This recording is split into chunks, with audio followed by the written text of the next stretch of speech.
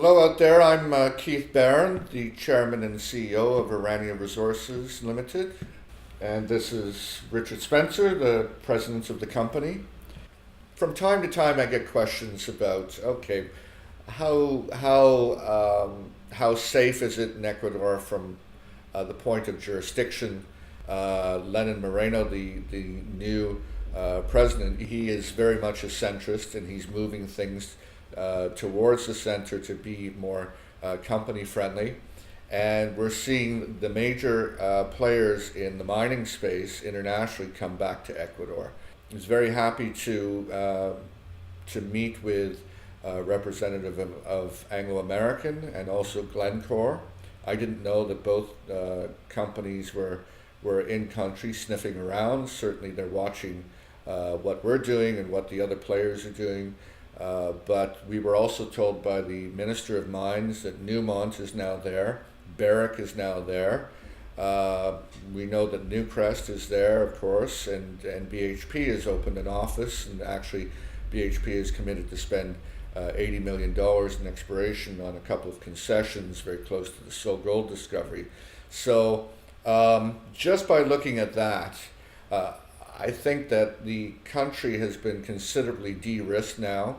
You're getting the major players coming back, and the message that we got loud and clear from the Minister of Mines when he was here for Mines and Money is that Ecuador is open for business and they need to diversify their economy, and they realize this, and that mineral projects are going to get the green light and be allowed to go ahead full steam. Now, I was told by the mines minister, Fruta del Norte, which is Lundin Gold's deposit, that has more than 1,000 people on site. They're sinking the twin declines right now. They are still on track to be producing gold in September of 2019, and this is going to be transformational for the country. It's we believe that it's going to be about 3.5% of the GDP. The communities are getting behind this as well because it's written into the constitution in Ecuador that the communities share 60% in the royalty that the government gets off of mining projects. So the local municipalities and we've seen this, they stand to benefit hugely from this. And that's a big change, because previously one of the gripes from the local communities was that all the money, all the royalties would flow to the central government and never come back to the local communities. Mm-hmm. It's even a better system than we have here in Canada. Yeah. In addition to Sol Gold's world-class discovery in northern Ecuador, I think that we have to give a lot of credit to Lundin Gold.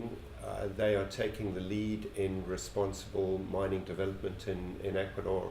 From a social acceptance point of view and an environmental point of view, they are doing an absolutely superb job.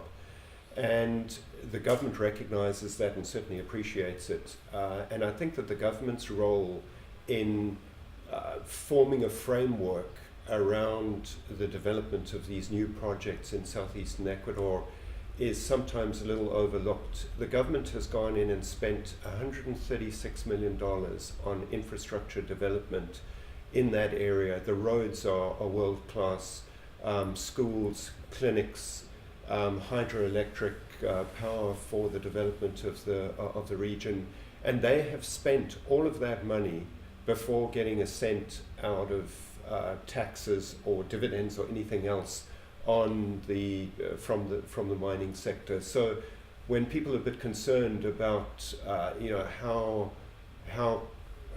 supportive Ecuador's government is of responsible mining, I think they've put their money where their mouth is. Mm-hmm. It's a small country, but it is very, very well endowed with mineral deposits, copper, gold, lead, zinc. It's got volcanogenic massive sulfides. It's got the works. They can end up being a real economic powerhouse for South America.